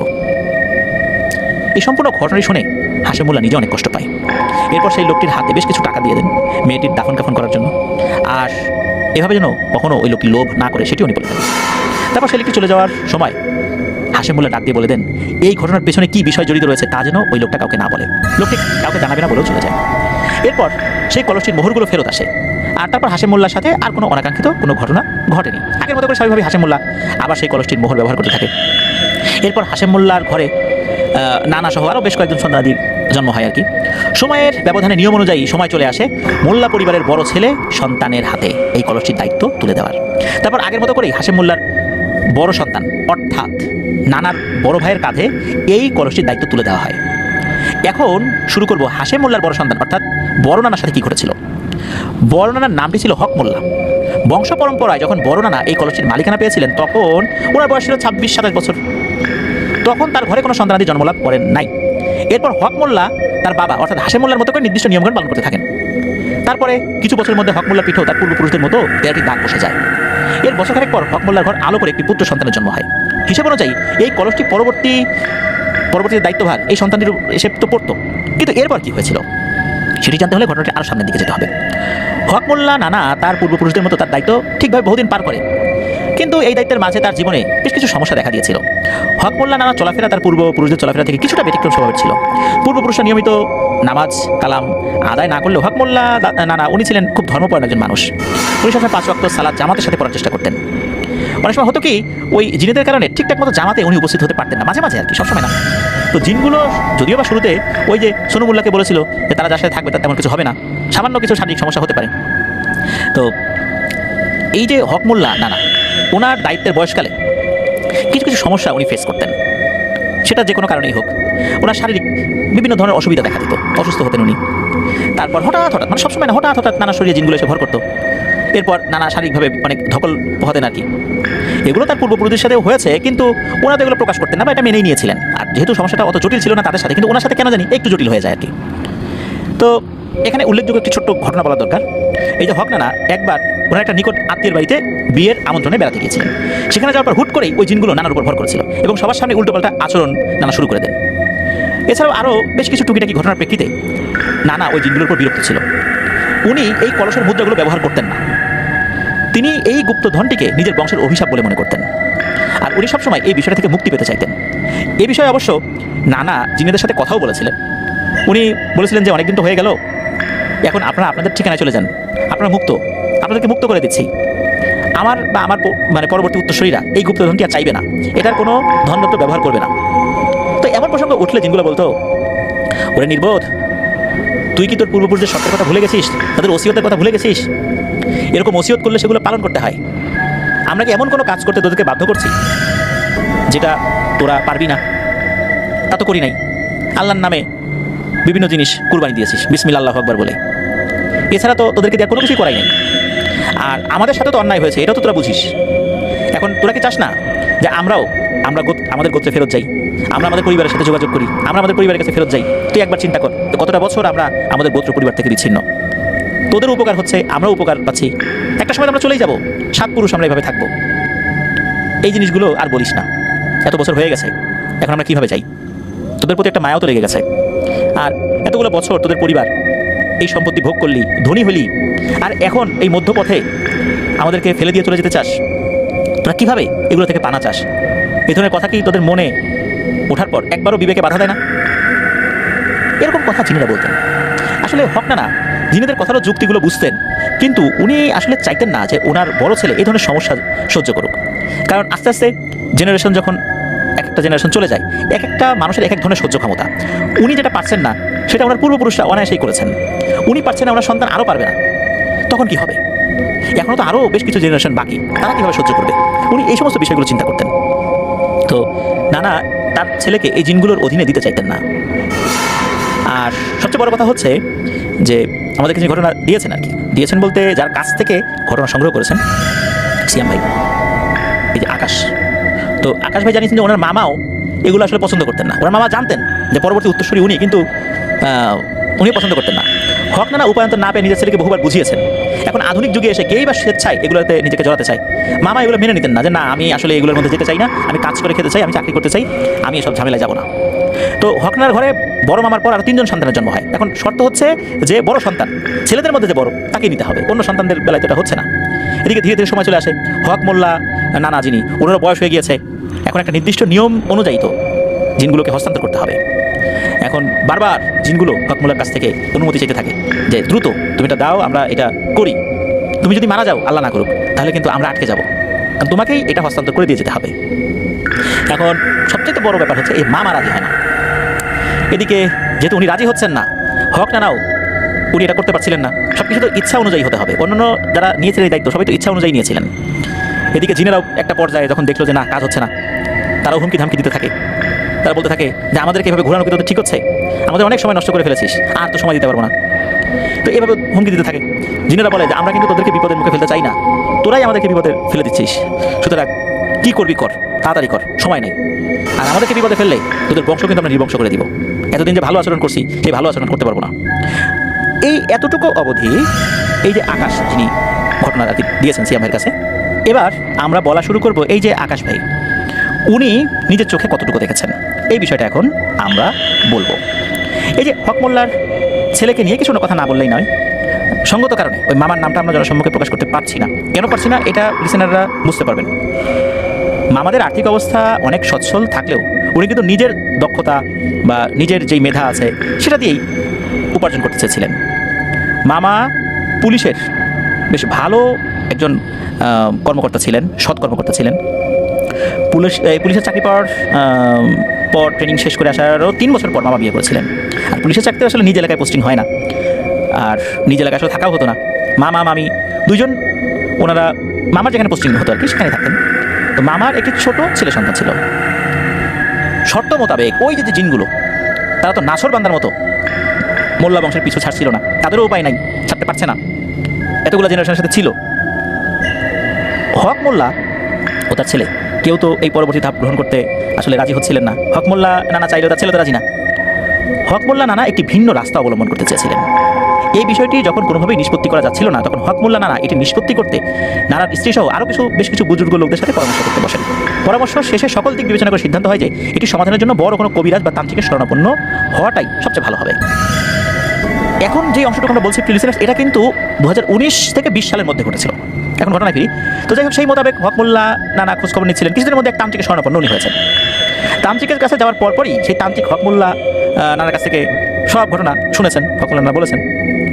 তান্ত্রিক তখন হক মোল্লা নানাকে জানান যে হক সাহেব, আপনার সম্পূর্ণ সমস্যার কথাগুলো আমি শুনেছি, এই সমস্যাটির সমাধান আমি করতে পারবো, কিন্তু তা সংগঠিত হবে কিছু শর্ত সাপেক্ষে। হক মোল্লা নানা যখন সেই তান্ত্রিককে তার শর্তের কথা জানাতে বলে, তখন তান্ত্রিক বলে এই কাজটি আমি করে দিতে পারি, কিন্তু এই জন্য আমাকে 7 লক্ষ টাকা দিতে হবে, আর এই কাজটি করার প্রয়োজনে আমাকে সেই কলসটি দিতে হবে। এখন আপনি রাজি থাকলে আমি কাজে অগ্রসর হব। গুপ্তধনের অর্থের কারণেই হোক বা যে কোনো কারণেই হোক, তান্ত্রিক এই ব্যাপারটা কিন্তু চেয়ে বসে। হক মোল্লা নানা কিন্তু তার জীবদ্দশায় এই গুপ্তধনের একটা অর্থ ব্যবহার করেন নাই, কারণ তাদের আগে থেকে আর্থিক অবস্থা ভালো হয়ে গিয়েছিল এই গুপ্তধনের অর্থেই। কিন্তু উনি তো এই ব্যাপারটাকে একটা অভিশাপ মনে করতেন, এই জন্য গুপ্তধনের অর্থ ব্যবহার করতেন না, কিন্তু কলস তার কাছে ছিল। তান্ত্রিকের কথা শুনে হক মোল্লা নানা এক কথাতেই রাজি হয়ে যান, আর এটাই ছিল তার জীবনের সবচেয়ে বড় একটা ভুল সিদ্ধান্ত। উনি বাড়িতে গিয়ে এই জিনিসটা নিয়ে তান্ত্রিকের কাছে দিয়ে দেন, আর কাজ শুরু করার আগেই নগদ 2 লক্ষ টাকা দেন। এই ঘটনার 2 দিন পর তান্ত্রিক হক মোল্লাকে ফোনের মাধ্যমে জানিয়ে দেন যে তান্ত্রিক তার বিভিন্ন রিচুয়ালের মাধ্যমে সেই 13টা শক্তিশালী জিনকে বন্দী করতে সক্ষম হয়েছে, আর এখন থেকে মোল্লা পরিবার সম্পূর্ণরূপে বিপদমুক্ত। হক মোল্লা তান্ত্রিকের কথায় আশ্বস্ত হয়ে সেই দিনই তান্ত্রিকের সাথে দেখা করে তার পুরো প্রাপ্য বুঝে দিয়ে আসেন, মানে বাকি 5 লক্ষ টাকা দিয়ে আসেন। এরপর থেকে হক মোল্লা নানা সত্যি স্বপ্নে বা বাস্তবে আর 13টি জিনকে কোনোভাবেই দেখতে পাচ্ছিলেন না। আর তখন থেকে হক মোল্লা নানা বুঝতে পারেন যে তার পরিবার এখন নিশ্চিত, এটাও জানিয়ে দেন পরিবার সবাইকে, তারা নিশ্চিন্ত মনে চলাফেরা করতে থাকেন। কিন্তু এই নিশ্চিন্ত চলাফেরার মধ্যে ঘটে যায় মোল্লা পরিবারের সবচেয়ে মর্মান্তিক দুঃখজনক ঘটনা, যা কয়েকটা জেনারেশনের মধ্যেই ঘটে নাই। শেষের ঘটনাটি সংঘটিত হয়েছিল 2020 সালে। করোনা মহামারীতে তখন পুরো পৃথিবী কিছু সময়ের জন্য থমকে গিয়েছিল। শুধু আমাদের দেশে নয়, পুরো পৃথিবীতেই তো করোনা ভাইরাস তার মানে দ্রুত প্রভাব বিস্তার করেছিল। এই অবস্থায় যখন দেশের অধিকাংশ মানুষ কাজহীন হয়ে ঘরে বসে আছে, আর হক মোল্লার বড় ছেলে ওরই তো আসলে বসে থাকার কোনো সুযোগ নাই, পুলিশের চাকরি করেন, তখন পুলিশদের দায়িত্বও কিন্তু ছিল বেশি। এই করোনার ভিতর কিন্তু অসংখ্য পুলিশ সদস্য তারা দায়িত্ব পালন করেছেন, অনেকেই করোনায় আক্রান্ত হয়ে মারা গেছেন। এখন তাদের তো ঘরে বসে থাকলে হবে না, উনি তো ওনার দায়িত্ব পালন করছেন। তো এর মধ্যে যখন কুরবানি ঈদ চলে আসে, তখন এই মামা কিছুদিনের ছুটি নিয়ে নিজ বাড়িতে তার স্ত্রী সন্তান সহ ঈদ যাপন করবেন বলে এসেছিলেন। মামা অনেকদিন পর পর গ্রামে আসতেন, কারণ পুলিশের চাকরিতে ছুটি পাওয়াটা বেশ মুশকিল। যেহেতু উনি বেশ উচ্চপদস্থ একজন কর্মকর্তা ছিলেন, ওনাদের ছুটিগুলো আসলে পাওয়াটা অনেক টাফ। ছুটিতে আসলেও সারাক্ষণ বিভিন্ন ফোন রিসিভ করতেই হয়। ছুটিতে আসলেও ডিউটিতেই থাকতে হয়, একরকম বলতেই হবে। তো মামা গ্রামে আসছেন, তারপরও উনি তো যোগাযোগ করছেন, তার অফিসের বিভিন্ন ইনফরমেশনগুলো আসে, বিভিন্ন তথ্যগুলো আবার প্রোভাইড করেন, এভাবে চলছিল আর কি। বাল্যকালের বন্ধু বান্ধবদের সাথে খুব একটা আড্ডা দেওয়া তো হয় না, তো করোনার এই সুযোগে অনেকেই তো আবার গ্রামের বাড়িতে চলে আসছে, বিভিন্ন জায়গায় তারা চাকরি বাকরি করেন, গ্রামের বাড়িতে আসছেন, তখন কিন্তু একটা আড্ডা জমে ওঠে। উনি অনেক রাত্রেই বাড়িতে ফিরতেন। ওই তান্ত্রিকটা কিন্তু ওই হক মোল্লা নানাকে বলে দিয়েছিল যে মোল্লা পরিবার কিন্তু সম্পূর্ণরূপে বিপদমুক্ত। তবুও হক মোল্লা নানা উনি তার ছেলেকে বা অন্য যারা আছেন সাবধানতা অবলম্বন করতে বলতেন আর কি। তো এরকম করে রাত বেড়ে বাড়ি ফেরা, আর পুলিশের তো অনেক শত্রু থাকে, তাই না? তার তো রাতের বেলা এইভাবে বাড়িতে ফেরত আসাটাও একটু ঝুঁকিপূর্ণ, কারণ অনেক অপরাধী ধরতে হয়, কোথায় কোথায় শত্রু বানিয়ে রেখেছে, তারা যদি এরকম টার্গেটে থাকে তাহলে এখানে এসেও ক্ষতি করতে পারে। আর এখন তো মানুষজন চলাফেরা কম করোনার কারণে, ক্ষতি করাটা তো খুব সহজ। এটা বারবার সতর্ক করতেন হক মোল্লা নানা, মামাকে বলতেন, কিন্তু তারপরও মামা আসলে এই বিষয়টা আসলে ওইভাবে পাত্তা দিতেন না আর কি। ঘটনার দিন বিকেলবেলা মামা বাড়ি থেকে বের হওয়ার সময় তার মাকে বলে যান যে আজকে বাড়িতে ফিরতে কিছুটা রাত হতে পারে, এতে করে তারা যেন দুশ্চিন্তা না করেন। এরপর মামা বাড়ি থেকে বের হয়েছেন। তারপর বিকেল পেরিয়ে সন্ধ্যা পেরিয়ে রাত হয়ে গেল, মামার বাড়িতে ফেরার কোনো চিহ্ন মাত্র নেই। চিন্তার কারণ হয়ে দাঁড়ায়, কারণ রাত তখন 11টা কি 12টার মতো বেঁচে যায়, তবুও মামা বাড়িতে ফিরছিলেন না। 2019 সাল 20 সালে কিন্তু রাত 11টা আহামরি অত রাতও না, কিন্তু প্রেক্ষাপটটা তো আলাদা। করোনার কারণে সব কিছু তো স্থবির হয়ে গেছে, তখন সন্ধ্যার পরেই লোকজন বের হয় না। সেই হিসাবে রাত 11টা কত রাত চিন্তা করতে পারছেন। তারপর আবার গ্রামে, সেখানে ইলেকট্রিসিটি আছে, সব কিছুই আছে, তারপরও রাস্তাঘাটের লোকজন তো খুব কম। মামা অন্যান্য দিনগুলোতে বিশেষ করে ছুটিতে আসার পর রাতের বেলা বাড়িতে ফিরলেও কখনো 11টা প্লাস হতো না, কখনোই না। কিন্তু এখন এত রাত হয়ে গেছে, আর মানুষজন তো চিন্তা করছে স্বাভাবিকভাবেই। এরপর মামা যে বলে গিয়েছিলেন যে ওনার ফিরতে রাত হবে, এটাও জানান, কিন্তু তারপরেও আসলে হক মোল্লা নানা উনি কোন এক অজানা দুশ্চিন্তা করেই যাচ্ছিলেন। ওই দুশ্চিন্তাটা তাকে খুব ভালোভাবে পেয়ে বসে। তখন ওই মামার স্ত্রীকে, মানে পুত্রবধূকে ডাক দিয়ে বলে, যাই তুমি ফোন দাও তো, ওরে ফোন দাও। তখন মামি মামার সাথে ফোনের মাধ্যমে যোগাযোগ করার চেষ্টা করেন, ফোন বাজছে, রিং হচ্ছে, কিন্তু মামা ফোন তুলছেন না। এরপর বহুবার মামাকে ফোন করার পর যখন কোনো সারা শব্দ পাওয়া যাচ্ছে না, তখন ওই মামার যে বন্ধুবান্ধব ছিলেন, বিশেষ করে ওনার যেই বন্ধুদেরকে চিনতেন, যাদের ফোন নাম্বার মামির ফোনে ছিল, তাদেরকে ফোন দেন। এরপর মামার এই ফেসবুকে যেই মিউচুয়াল ফ্রেন্ড আবার মামির ফ্রেন্ড লিস্টে ছিল, তাদেরকে মেসেঞ্জারে ফোন দেন। তারা প্রত্যেকেই ফোন রিসিভ করেছিলেন এবং তারা প্রত্যেকেই বলেছেন যে হ্যাঁ, আজকে রাত্রে তাদের দেরিতে যাওয়ার কথা ছিল, এরকম কথা অনুযায়ী সবাই একত্র তারা হয়েছিলেন। কিন্তু হঠাৎ করে কয়েকজন বন্ধুর জরুরি কাজ করে যায়, যার কারণে কয়েকজন বন্ধু আবার দ্রুত বাড়িতে চলে যাওয়ার কারণে সিদ্ধান্ত হয় যে তারা আজকে রাত করবে না, তারা বাড়িতে চলে যাবেন। এই চিন্তা থেকেই মূলত যে সিদ্ধান্ত নেওয়া হয়েছে, এই সিদ্ধান্ত অনুযায়ী সবাই 10টার আগেই যে যার বাড়িতে চলে গেছে। তার তো এত দেরি হওয়ার কথা না। এটা কিন্তু সব বন্ধুরাই, বিশেষ করে যারা যারা ফোন রিসিভ করেছিলেন বা যাদের সাথে যোগাযোগ হয়েছিল মেসেঞ্জারে হোক বা হোয়াটসঅ্যাপে হোক, তারা কিন্তু এটা জানিয়ে দিয়েছিলেন। তখন তার বন্ধুরাও চিন্তায় পড়ে যায় যে আসলে তো তাহলে গেলটা কোথায়। পরিবারের সদস্যরাও চিন্তায় পড়ে যায়, বিশেষ করে হক নানার চিন্তাটা খুব বেশি, ওনার তো দুশ্চিন্তা একটা মাথায় আছেই। তো তখন রাতেই মামাকে খোঁজ করার জন্য বাড়ির লোকজন সহ তার বন্ধুবান্ধবদেরকে ডাকা হয়, তারাও খোঁজার জন্য বেরিয়ে যান। তারা বন্ধুবান্ধব যারা ছিলেন আর কি, তারা জানান যে সবশেষ বাজারের আড্ডা থেকে মামাকে বাড়ির দিকে তারা চলে যেতে দেখেছেন। তবে ওই দিকটাতে অন্য কোনো বন্ধুর বাড়ি না থাকার কারণে কিছুটা পথ এগিয়ে এসে তারা যে যার বাড়িতে চলে গিয়েছিলেন। এখন ওই হক মোল্লা নানার বাড়িতে যাওয়ার জন্য দুইটা রাস্তা আসে, একটা হলো মেইন রাস্তা ধরে আসা যায়, আর এতে অবশ্যই একটু সময় লাগে। একটা রাস্তা বাজার থেকে বের হলে এই ধান খেতের পাশ দিয়ে একটি রাস্তা রয়েছে, এটার মাঝখান দিয়ে কোনাকুনিভাবে আসা যায়, এটা সময় মানে এই রাস্তা দিয়ে আসলে সময়টা কম লাগে। যারা যারা মামাকে খোঁজার জন্য বের হয়েছিল, তারা প্রথমে মেইন রাস্তাটি সম্পূর্ণভাবে খোঁজাখুঁজি করে, এই রাস্তায় মামাকে কোথাও দেখতে না পেয়ে দ্বিতীয় রাস্তা অর্থাৎ ধান খেতের ওই রাস্তাটি দিয়ে খুঁজতে থাকে। কিন্তু এত খোঁজাখুঁজি করার পরও মামাকে তারা কোথাও দেখতে পাচ্ছিল না। তবুও সবাই খোঁজাখুঁজির চেষ্টাই আছে। খোঁজাখুঁজির এক পর্যায়ে সেখানের একজন ব্যক্তি তার হাতে থাকা টর্চ লাইটের আলোতে ধান খেতের এক পাশের একটা অংশে আর কি দেখতে পাই যে কিছুটা ধান এলোমেলো অবস্থায় আছে। এমন চিত্র দেখে সন্দেহবশত কিছু লোক নিয়ে ওই জায়গাতে ওনারা যান, আর সেখানে গিয়ে ভয়ঙ্কর একটা দৃশ্য দেখতে পান। দেখা যায় যে কোনো মানুষের কোমর পর্যন্ত গাড়া বলতে একদম মাথা থেকে কোমর পর্যন্ত, মানে পায়ের নিচ থেকে কোমর পর্যন্ত না, কোমর থেকে পা অবধি উপর দিকে আছে, এরকম করে পুঁতে রাখা। তার জিন্সের প্যান্ট পরা ছিল, সেটাও বোঝা যাচ্ছে। এইরকম অবস্থা থেকে চিৎকার করে ডাকাডাকি বলে আশেপাশে সব লোকজন তাড়াতাড়ি করে সেখানে চলে আসে, এসে এই ভয়ঙ্কর দৃশ্যটা দেখতে পায়। এরপর হক মোল্লা নানা শার্ট প্যান্টের অংশ দেখেই বুঝতে পারে এটা আর কেউ না, এটা তার ছেলে।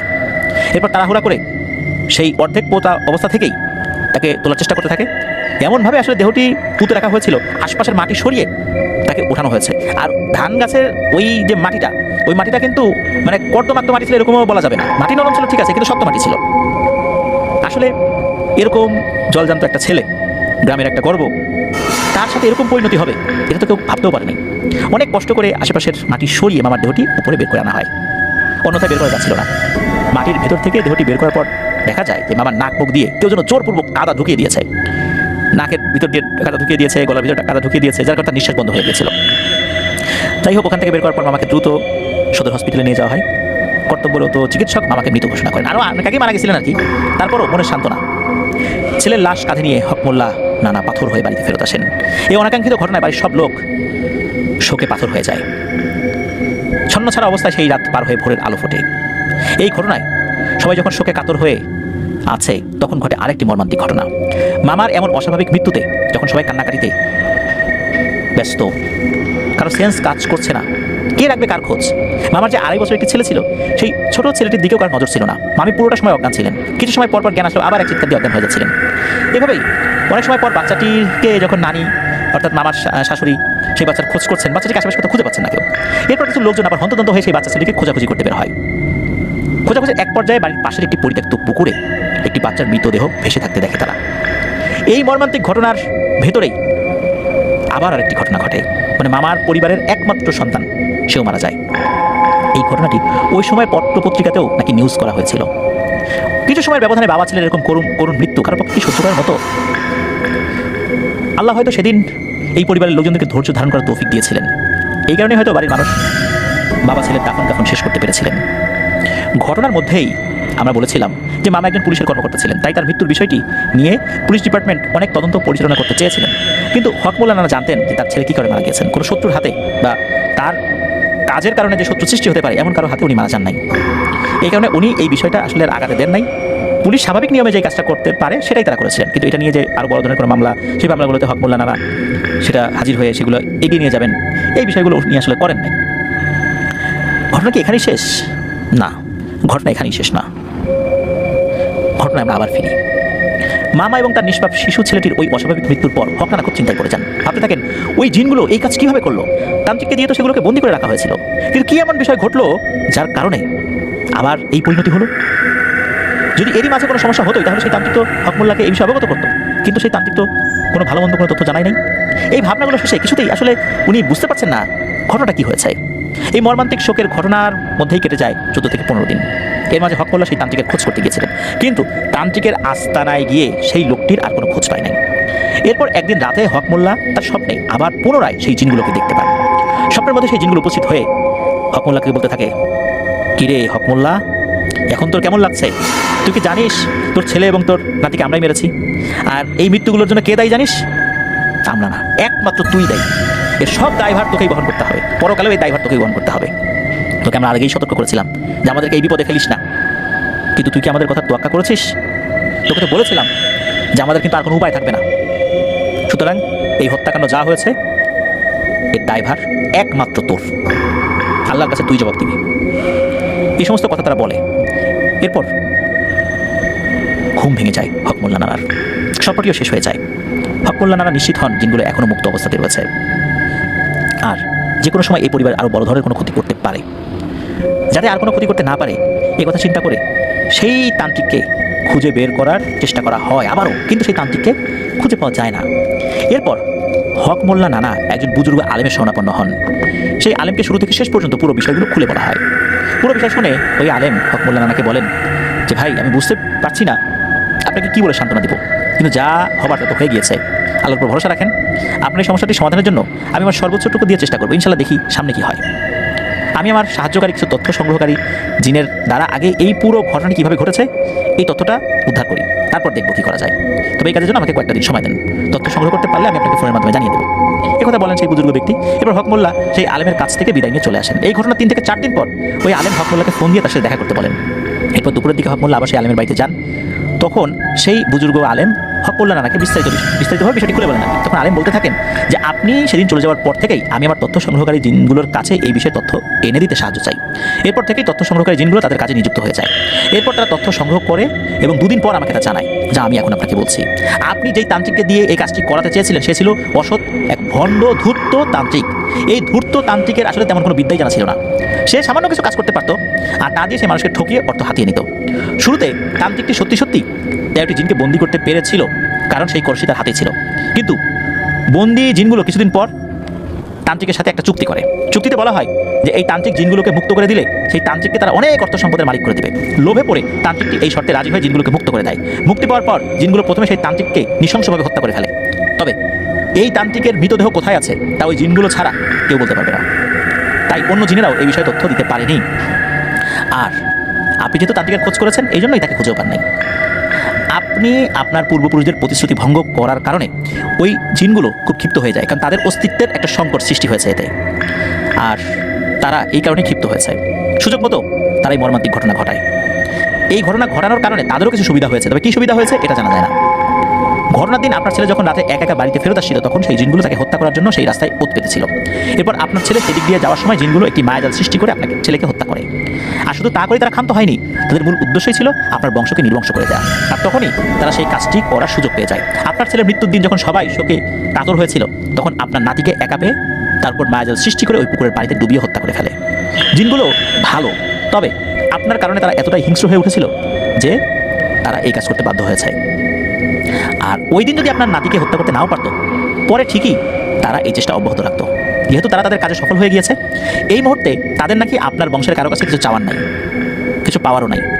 তবে আপনি যে ভয়ঙ্কর ভুলটা করেছেন সেটা হচ্ছে আপনি তান্ত্রিকের শরণাপন্ন হয়েছেন। কারণ কবিরাজ, ওঝা, তান্ত্রিক এরা অনেক মিথ্যা কথা বলে মানুষদের সাথে।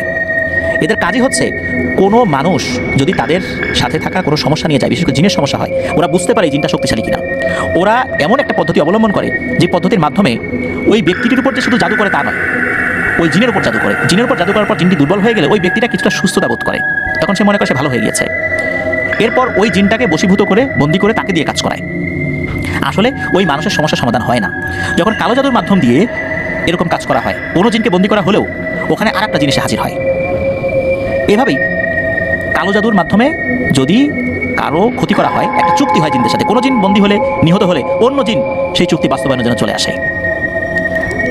এখানে ওরকম ব্যাপার না হলেও এখানে ব্যাপারটা হয়েছে তার থেকে ভিন্ন রকমের। ওই তান্ত্রিক এই জিনগুলোকে দিয়ে অন্য একটি কাজ করাতে চেয়েছিল, কারণ এই তান্ত্রিক ছিল খুবই লোভী। এই জন্য আমার পরামর্শ, আপনারা ওঝা, কবিরাজ, তান্ত্রিকের কাছে যাওয়ার আগে শরিয়াসম্মত ভালো রুকিয়া করতে পারেন এমন কোনো আলেম বা বুজুর্গ ব্যক্তির শরণাপন্ন হবেন।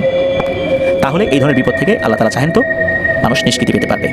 হুটহাট করে কোনো তান্ত্রিক, কবিরাজের কাছে যাওয়াটা ঠিক হবে না, এমন কথা